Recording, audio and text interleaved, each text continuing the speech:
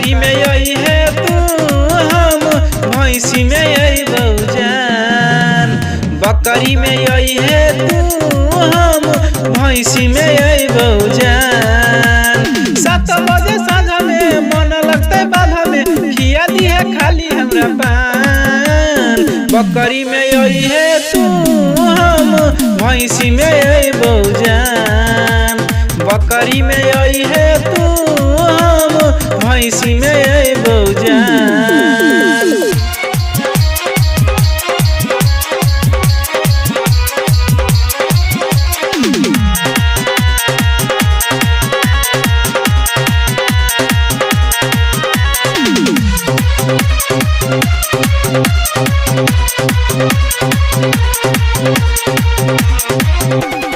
सोलह बरस के छो चढ़ल जवानी गिरबैया मुँह से पानी गे।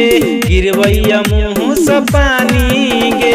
बाधू में लिखबै दून गोटे बकरी में कईल कहानी गे। दो दिहा चुमा आई के जुमा पोखरी में करब स्नान। बकरी में यही है तू हम भैंसी में यही बहुजान। बकरी में यही है तू हम भैंसी में ये बहुजान।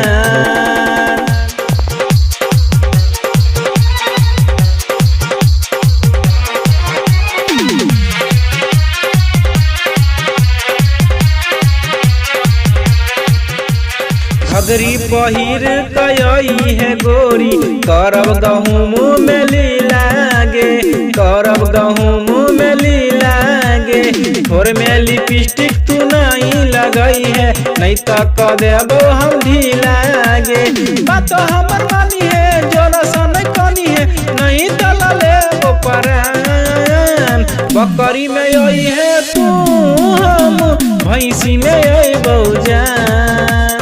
बकरी में यही है तू हम भैंसी में यही बहुजान गे।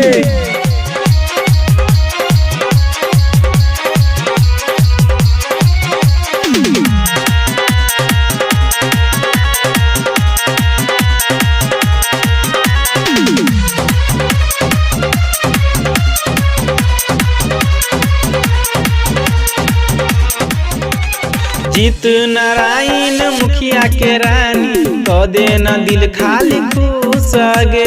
क देना दिल खाली खुश गे।